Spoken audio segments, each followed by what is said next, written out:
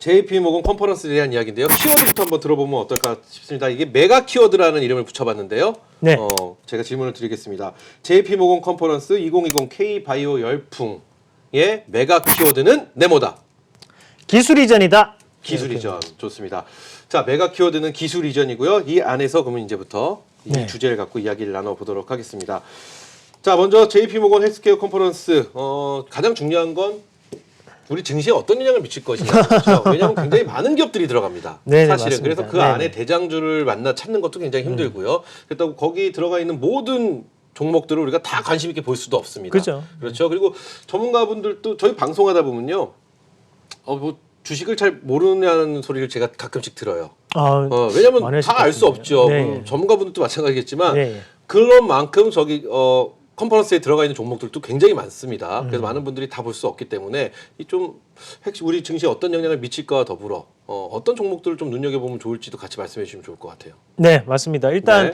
우리가 이 JP모건 헬스케어 컨퍼런스 같은 경우에는 매년마다 사실 열리거든요. 그래서 우리가 1월 달에 가장 큰 뭐랄까요, 이제 바이오 헬스케어 업체들의 축제라고 생각하시면 됩니다. 그 자리에서 우리가 흔히 남자하고 여자가 만나면 뭐 합니까? 이제 미팅하거나 그렇죠. 아니면 이렇게 소개팅도 받고 하는 것처럼 마찬가지로 이 바이오 헬스케어 기업들이 만나가지고 소개팅도 받고 네. 발표도 하고 내가 잘났어요. 내가 이런 거 하고 있어요라고 자랑도 하고 그런 시간을 가지는 시간이 바로 우리가 JP모건 헬스케어 컨퍼런스를 생각하시면 되는데 자, 잠깐 한번 좀 눈여겨보실 필요가 있는 것이 2019년도 내용부터 제가 네. 좀 준비를 해봤는데 그 내용 잠깐 한번 같이 보시면 일단 2019년도에 JP모건 헬스케어 컨퍼런스를 참여했던 기업들이거든요.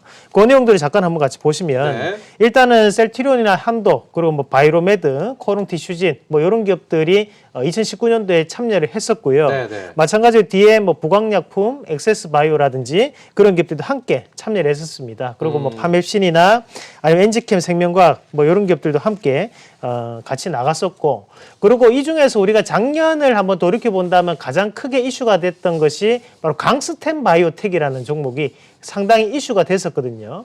그 기업을 차트로 잠깐 보면서 설명을 좀 드리도록 하겠습니다. 네, 강스텐 바이오 차트 한번 보도록 하겠습니다. 네네, 강스템 바이오텍 같이 보시면 네. 현재 이 강스템 바이오텍 같은 경우 주가가 많이 죽었어요, 사실. 근데 2019년도 1월 달에 한번 같이 보시면요. 여기에 보시면 12월 달부터 시작을 해가지고 주가가 꾸준하게 우리가 JP모건 헬스케어 컨퍼런스 때까지 오르는 모습이 이렇게 드러나거든요. 마찬가지로 다른 기업들도 이런 기대감을 가지고 2019년도 1월 달까지 대부분의 종목군들이 상승했다는 거죠. 자, 그런데 문제는 뭐냐면 네.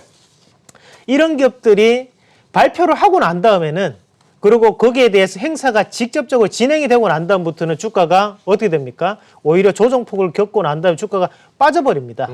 자, 그 말을 하고 싶었던 거죠. 실질적으로 우리가 2019년도에도 마찬가지로 그에 따른 기대감은 앞에서 선반영이 되지만 그 이후로는 주가가 빠지는 모습들이 나타난다는 거거든요. 그러면 2020년도에 마찬가지로 우리가 바이오 헬스케어, JP모건 헬스케어 컨퍼런스에 진출했던 기업들도 있겠죠. 그런 기업들도 같이 한번 보시면서 말씀을 좀 드리도록 네, 하겠습니다. 좋습니다. 그렇다면 2020년 우리가 참여 기업 어떤 기업들이 있는지 그리고 또 어떤 기업들을 이번에 눈여겨봐야 되는지도 한번 들어보면 좋을 것 같습니다. 네, 일단 기존에 지금 참여를 했던 기업, 2019년도 했던 기업들이 뭐 셀트리온이나 아니면 ABL 바이오, 그리고 삼성 바이오로직스, 그리고 메디톡스, 그리고 네. 엔지캠 생명과학, 그리고 한미약품 같은 기업들이 작년에도 했었고, 올해도 다시 한 번 더 하는 거거든요. 근데 매년마다 나오는 사람들은 어때요? 인기가 그렇게 많이 끌 수는 없죠. 근데 시장은 항상 병아리, 바로 신입생들을 환영하게 되거든요.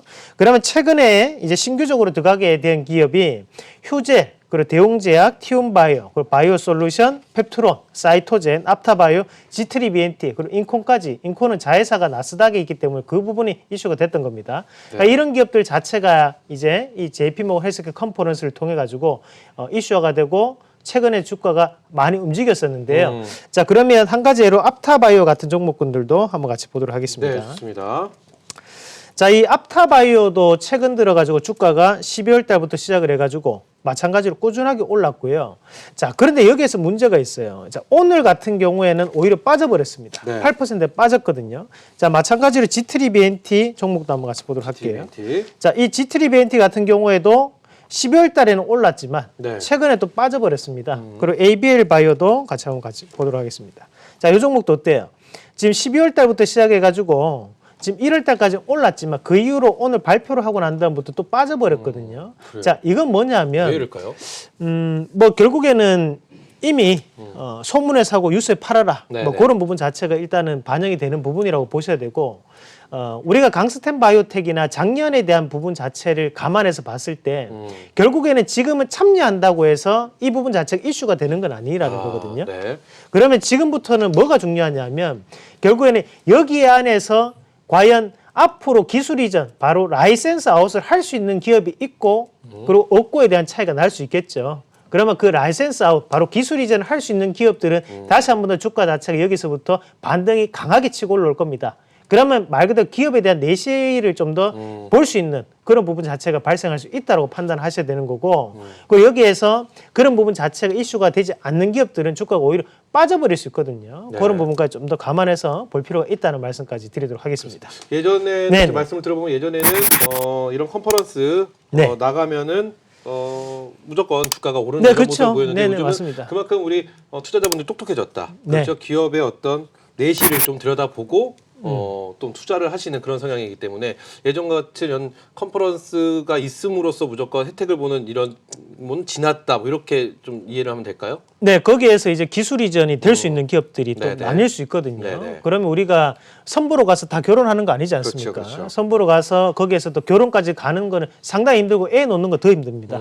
그럴 수 있는 기업들을 우리가 좀 더 골라내셔야 되는데 자, 그리고 또 한 가지 더 이런 JP모건 헬스케어 컨퍼런스 일정이 있을 때 12월 달부터 주가가 움직였다. 그죠? 네. 그럼 앞으로 또 바이오 일정들이 빼곡하게 쌓여 있습니다. 그런 일정들을 우리가 미리 제가 잠깐 한번 소개를 해드린다면 좋습니다. 네. 자, 일단은 기본적으로 우리가 이 2020년 제약바이오 학회 일정을 요 그림으로 보여드릴 텐데요. 요 그림 자체가 마음에 들지 않거나 조금 너무 작다 하시는 분들은 나중에 공개 방송을 통해서 들어오시면 제가 요 그림에 대해 풀 버전을 다시 한 번 더 보여드리도록 네, 하겠고요. 좋습니다. 자, 일단 1월 달 첫 번째 우리가 일정은 발표됐고 네. 그리고 2월 6일 날 있던 게 또 면역 항암제 심포지엄이 또 있습니다. 그리고 3월 달, 4월 달, 5월 달, 6월 달 나뉘는데요. 여기에 대한 부분 자체에서 가장 큰 키워드를 잡는다면 우리가 면역 항암제가 될 수 있겠죠. 그럼 면역 항암제 관련된 기업이 앞에 JP모건 헬스케어 컨퍼런스에 나갔던 기업 중에도 있습니다. 네. 뭐 예를 들면 ABL 바이오 같은 것들 되겠죠. 네네. 그런 기업들 좀 더 눈여겨 보셔야 되고요. 마찬가지로 6월 달 그리고 다음에 또 여기 12월 달까지 이런 일정들이 있으니까 이 일정에 대한 부분은 이 시간을 보신 시청자분들 꼭 기억을 하시면서 바이오 하시면 이 정도 꼭 아셔야 됩니다. 아시겠죠? 이거 꼭 기억하시길 바라겠습니다. 네, 좋습니다. 이 안에서 기술 이전 기술력이 있는 네네. 그런 회사를 찾아보는 것이 현명하다. 자, 좋습니다. 그럼 마지막으로 바이오주 향후 전망. 앞으로 이제 지금 1월입니다. 네. 그렇죠. 올 상반기까지만이라도 바이오에 대한 전망 어떻게 예측하시는지 그리고 향후의 대응 전략 어떻게 네. 하면 좋을지 말씀해 주시면 도움이 될 것 같습니다. 우리가 2018년도 말부터 2019년도 초까지는 면역 항암 관련해 가지고 항암제가 상당히 큰 이슈가 됐었거든요. 그리고 2019년대 들어오고 난 다음에 임상 3상이라는 키워드가 네. 또 상당히 이슈가 됐습니다. 그러면 우리가 임상 3상을 실패했던 기업들이 엄청나게 많다는 거죠. 그래 2020년도 바이오의 트렌드는 기술 이전이다. 왜냐? 그만큼 초반에 시작을 하기 때문에 그러면 거기에 대한 기대감도 상당히 낮은 상황에서 터지면 대박이 나잖아요. 네. 몇 조짜리가 터지기 때문에 그럼 무에서 유를 창조할 수 있는 기술 이전과 관련된 기업들을 좀 더 눈여겨보자. 그렇게 말씀을 드리겠습니다.